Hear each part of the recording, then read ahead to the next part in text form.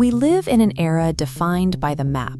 Between global satellite surveillance and the instant recall of the internet, there is a pervasive sense that the world has been fully cataloged, that every corner of the Earth has been measured and understood. But the map is incomplete. Beneath the surface of the oceans and under the canopies of unexplored jungles, there are vast physical spaces that modern instruments cannot reach. These are regions where our technology fails to provide a clear picture, leaving significant portions of our own planet effectively invisible. This physical unknown is mirrored by a historical one. We find evidence of highly organized societies that thrived thousands of years ago, only to disappear. They left no written history that we can read, leaving behind a silence that our data-driven age struggles to interpret.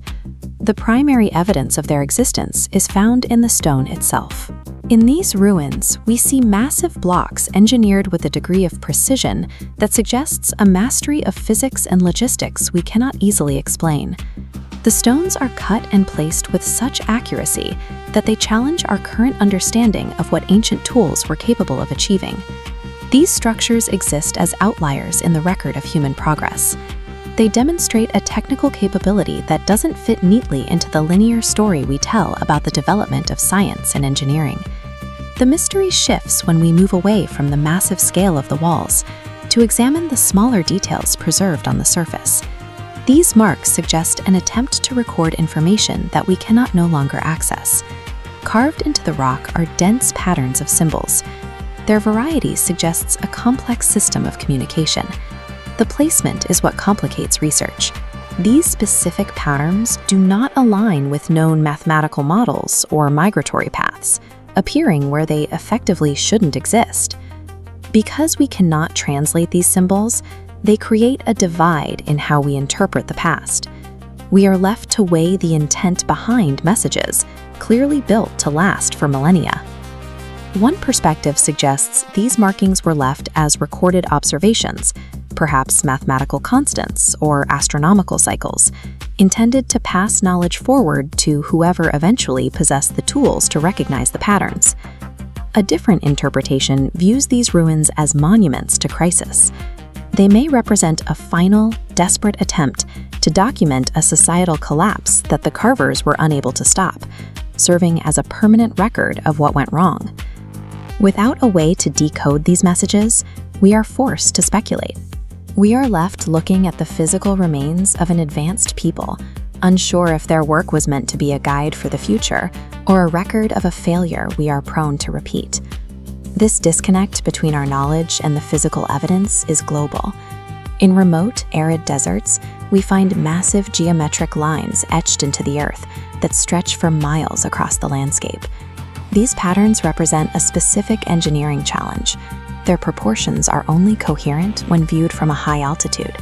This suggests the creators were working with a perspective that their own technology, by our standards, shouldn't have allowed them to see. The unknown extends to the most isolated parts of the planet. Under the heavy glacial ice of Antarctica, modern sensors have picked up consistent, rhythmic signals coming from deep within the shelf, shielded by miles of ice that we have yet to penetrate. While these ancient patterns and signals persist for thousands of years, our own technology remains fragile. In the same oceans where we search for answers, modern ships and aircraft still vanish without leaving a signal or a trace, reminding us how easily things can be lost. The Earth acts as a massive archive, holding evidence that survives long after the civilizations that created it have turned to dust.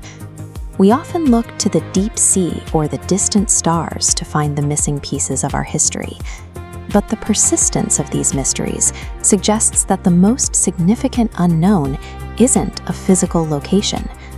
To understand how ancient people achieved such precision in stone or etched lines only visible from the sky, we have to look at the impulses that drove them to exert such massive effort. The precision of a fortress implies fear of the outside. The desert lines suggest a curiosity about the stars. The scale of the monuments hints at greed for legacy, and the symbols suggest a hope that something would survive. These four drivers, Fear, curiosity, greed, and hope are the consistent architects of the human story. These same impulses are what push us to explore the limits of our understanding today. The technology has changed, but the emotional pressure to map the unknown remains exactly the same as it was for the people who carved the stone. When we study these ruins, we are observing the physical results of our own recurring nature. The search for answers in the past is an attempt to recognize the impulses that still guide us in the present. This search is unlikely to reach a final conclusion. As long as there are secrets hidden in the earth or the ice, we will continue to look for them, following a drive that has remained unchanged across thousands of years.